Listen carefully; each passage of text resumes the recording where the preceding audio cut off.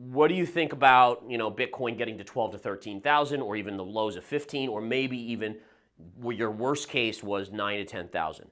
And I say this, the only way Bitcoin goes down to 15.7 or down to even lower is if you have a credit or liquidity crisis. And I'm not talking about in crypto. Crypto already has a liquidity crisis. Ask anyone trying to trade altcoins or NFTs. There's no liquidity. What I'm talking about is in the stock market. Professional trader Gareth Soloway delves into the bearish setup of the Bitcoin market. Bitcoin has remained in a tight trading range for an extended period, leading to a battle between bulls and bears over crucial support and resistance levels. Although a move above $29,500 provided hope for the bulls, they haven't gained enough momentum to drive prices higher. The overall sentiment in the crypto market has shifted from greed to neutral. Bitcoin received a slight boost after the U.S. Federal Reserve raised its benchmark lending rate by 25 basis points to a range between 5.25% to 5.50% as expected by the market. Soloway predicts that the current setup is bearish. He suggests that Bitcoin might find support around 28,400 or 500, but emphasizes that the critical level to keep a close eye on remains at 27,000.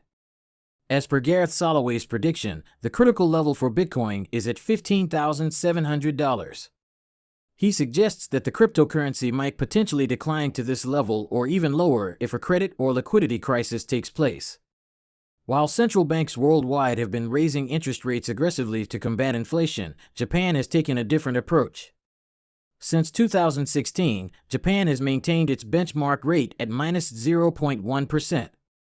However, on Friday, the Bank of Japan surprised financial markets by keeping its ultra-low interest rates unchanged while loosening its yield curve control. Soloway explained that Japan's strategy of maintaining near-zero interest rates was effective during periods of low inflation and deflation. However, the current inflation challenges have prompted Japan to consider allowing interest rates to rise. Here are a few glimpses from the discussion that we'd like to show you. Before we proceed, make sure to subscribe to the channel and hit the bell icon for more updates. Bitcoin continuing, and I'm going to go over some other cryptos because I have some other levels for you. But basically, look at this pattern. 1, 2, 3, 4, inside bar, lower level. Let's talk bear flags, okay? Bear flags occur when you get a sharp move down and you get in the lower, especially the lower 25% of that candle, you get sideways movement, a right angle. A perfect bear flag is a 90-degree angle. What we call an in spirit of bear flag is 90 to 45 degrees. So it could be upsloping ever so slightly, a 45-degree angle. It would still be bearish. Anything less, if you go like that, not that bearish, not worth a trade. This is a bear flag. This means that probabilities are favoring at some point another drop. You'll have support around 28,400, 500. That's coming from, now you can't see it on this chart. Let me zoom out a little bit here. That's coming from, let me see, oh yeah, right here. This pivot high right here, that'll be some support. My big level remains 27,000 right now. It is an upsloping trend line, so in a week it's probably going to be 27,200. That's fine. Upsloping trend lines go up, so you have to go with it. That's the level. That is what it is. As I've said to you guys a million times over, as long as this line holds, then crypto honestly is okay. It's in a safe zone. If this line here breaks, that's where you have to start being concerned. You could start breaking here, here, and maybe even retesting the lows. Dollar on the daily chart yesterday was actually rallying. Initially it was weak and then it had a big green candle to the upside. The 10-year yield, let's take a look at the 10-year yield here.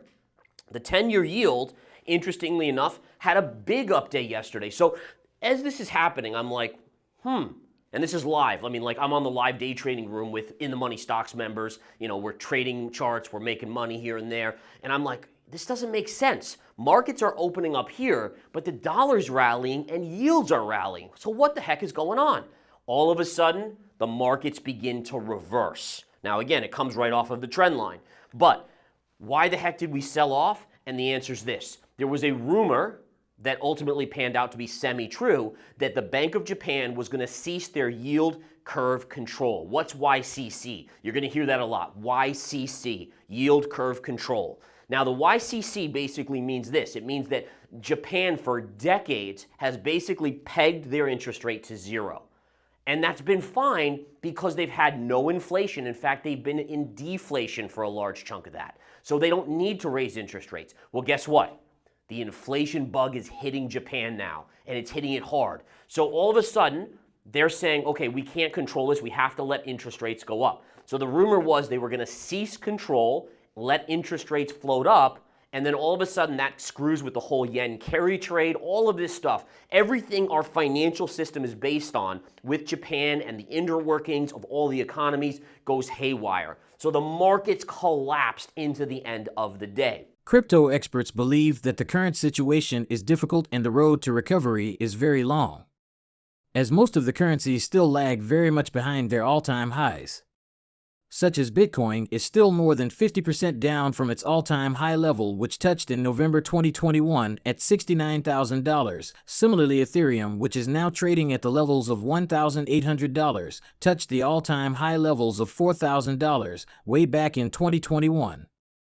According to Soloway analysis, the Ethereum longer-term channel suggests that there is support around 1775, and this level is expected to correspond with the 27,000 level on Bitcoin if it reaches that point.